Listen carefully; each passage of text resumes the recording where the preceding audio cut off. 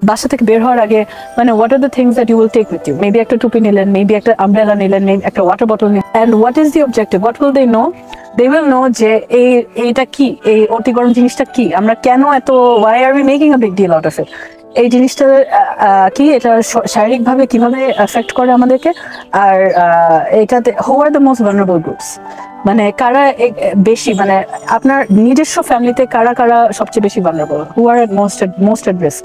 তারপরে বাসা থেকে বের হওয়ার আগে মানে what are the things that you will take with you, maybe একটা টুপি নিলেন, মেবি একটা আমব্রেলা নিলেন, মেবি একটা ওয়াটার বটল নিলেন।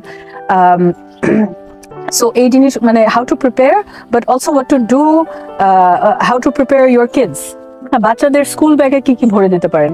তারপরে what to do during heat wave. For example, we have a lovely being sarcastic, but আমাদের একটা অভ্যাস আছে যে রাস্তায় যদি কেউ ফেইন্ট হয়ে যায় তাদেরকে ওখানে একটা ঘিরে রাখা ওপেন করে দেওয়া উচিত, হ্যাঁ না, তাকে ওখান থেকে নিয়ে একটা গাছের নিচে বা শেডে নিয়ে আসা উচিত।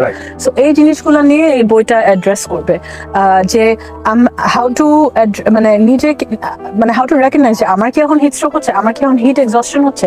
Also there is different terminology, right, like ক্লান্তি যেটা heat exhaustion versus heat stroke.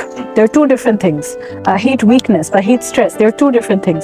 So identifying these terms in Bangla and simplifying them. মানে এটা আছে না যে science always makes things harder to understand. So ওইটাকে break down করে একদম simple terms এ নিয়ে আসা যাতে সবাই বুঝতে পারে, ডায়াগ্রাম গুলা, ভিজুয়ালস গুলা সবাই যাতে জানতে পারে, বুঝতে পারে।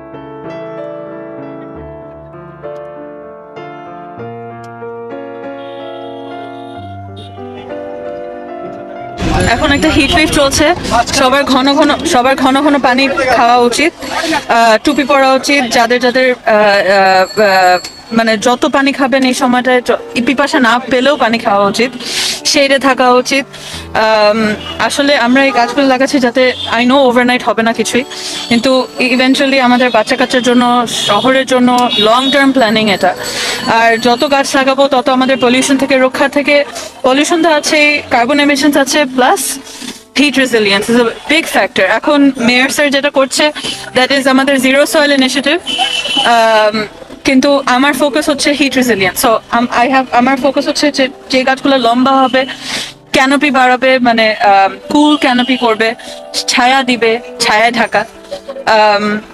তো এইটাই আমাদের ফোকাস, যে যাতে ইনশাল্লাহ আমরা কিছুদিন পরে গাছগুলো, কিছু বছর পরে যে গাছগুলো বড় হবে, ওই সময় আমাদের হিট ওয়েভগুলোর এফেক্ট যাতে আমরা অত না ফিল করতে পারি। দীর্ঘমেয়াদে এই বৃক্ষরোপণ বাদে আর কি কোন ধরনের পরিকল্পনা যেটি আসলে এই রিডিউস করতে আমাদের সাহায্য করবে?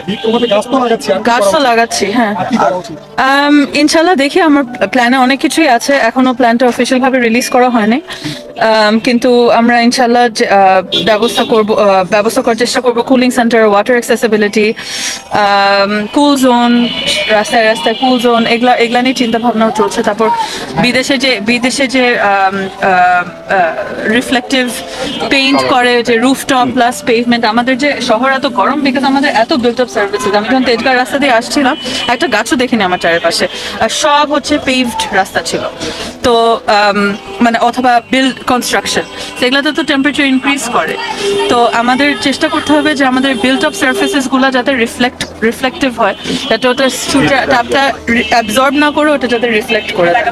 ঠিক আছে, একদিকে আমরা দেখি গাছ লাগাই, আরেকদিকে যে গাছ কেটে ফেলে, এই গাছগুলো তো বড় হতেও সময় লাগে, কিন্তু যে এক্সিস্টিং গাছগুলো আছে সেগুলো তো কেটে ফেললে তো আসলে কোনো কাজে আসছে না। ঢাকা যখন বড় হয়েছে, এক্সপ্যান্ড করেছে, গাছকে কেউ প্রায়োরিটাইজ করেনি। একটা গাছ কাটা মানে তার গাছে যে পোকামাকড় থাকতো, যে পাখি আসতো, যে পাখির বাচ্চা থাকতো, এগুলো সব কেটে দেওয়া। একটা গাছ কাটা মানে লং টার্ম ইফেক্টসে 10 crore টাকা কাটা। একটা বড় গাছ যখন আপনি কাটছেন, you are removing an entire ecosystem. হ্যাঁ, এখন থেকে আমাদের গাছগুলো প্রায়োরিটাইজ করতে হবে, আমাদের গাছগুলোকে ভালোবাসতে হবে, আমাদের প্রায়োরিটাইজ করতে হবে। এইটাই, একটু সময় লাগবে বিকজ প্ল্যানিং স্টেজে। এখন দেখেন মানে we have to plan very carefully যাতে আমাদের ইন্টারভেনশনস গুলো সাকসেসফুল হয়, যাতে ওগুলো সাস্টেইনেবল হয়। একটা জিনিস করলাম, করে ওটা টিকলো না, এটা তো লাভ নাই, তাই না? তো আমি চাচ্ছি যে আমি যেটাই, মানে আমরা অনেক কিছু প্ল্যানের মধ্যে আছে, but until we can formally start, মাত্র তো 1 মাস হয়েছে সিন্স মাই অ্যাপয়েন্টমেন্ট। আমার তো জিনিসগুলো বুঝতে, মানে ঢাকা শহর কিভাবে কাজ করে, নিয়ম, লেজিসলেশন, ঢাকার উপর স্টাডি করছি। আমরা সার্ভে করবো ইনশাল্লাহ, যেটা খুবই দরকার, একটা বেসলাইন সার্ভে করা। সো এই জিনিসগুলো নিয়ে আমরা কাজ করব। এর আগে আমার আর কোনো এক্সটেক্স কিছু ছিল না আর কি। কাজের ছেলে কতবার বলছে আমাকে স্টক না করতে? চিফ হিট অফিসার রাজধানী ঢাকার তাপমাত্রা নিয়ন্ত্রণের কৌশল গ্রহণ এবং তা বাস্তবায়নের জন্য সম্প্রতি নিয়োগ পেয়েছেন বুশরা আফরিন, যাকে নিয়ে গত কয়েকদিন ধরেই আলোচনা সমালোচনা চলছে সামাজিক যোগাযোগ মাধ্যমে। তবে এসব কিছুর বাইরে তার আরও একটি পরিচয় এখনো অনেকেরই অজানা। বুশরা এই আলোচনায় আসার আগে নাম লিখিয়েছেন অভিনয়ে। নুহাস হুমায়ুনের স্বল্পদৈর্ঘ্য চলচ্চিত্র ৭০০ টাকাতে গায়ক অভিনেতা প্রীতম হাসান ও সাবিলা নূরের সঙ্গে অভিনয় করেছেন তিনি। স্বল্পদৈর্ঘ্যটির ১১ মিনিট ২৪ সেকেন্ড থেকে দেখা যায় চিফ হিট অফিসার বুশরাকে। আপু, আপনার একটা ছোট্ট মোটো হেল্প লাগবে। আমি আপনার পিছনে ঠিক যেখানে যে আপুটা বসে আছে না, তাকায় না। উত্তরের তাপমাত্রা হ্রাসের কৌশল গ্রহণ এবং তা বাস্তবায়নের জন্য কাজ করবেন বুশরা আফরিন। এজন্য তাকে যুক্তরাষ্ট্রভিত্তিক সংস্থা অ্যাড্রিয়ান আরশড রকফেলার ফাউন্ডেশনের তাপমাত্রা নিয়ন্ত্রণে হিট অফিসার পদে নিয়োগ দেয়া হয়।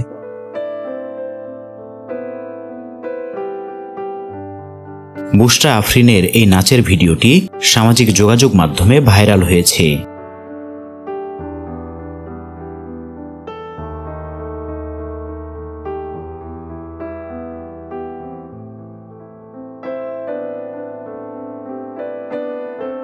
যেখানে দেখা যাচ্ছে বুশরা আফরিন গানের তালে তালে দেদারসে নেচে যাচ্ছেন।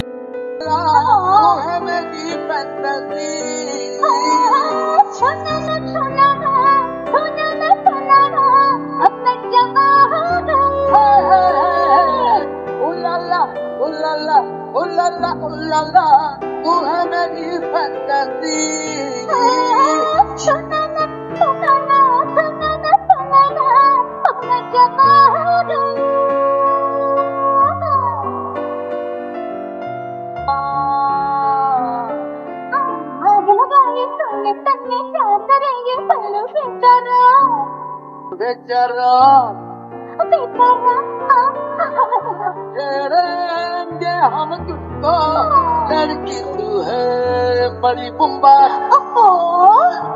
उलाला उलाला उलाला उलाला तू है मेरी फैंटेसी सुना ना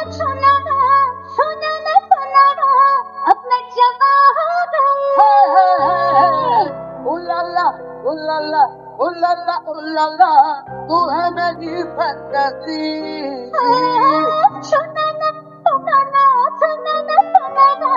अपना जमाना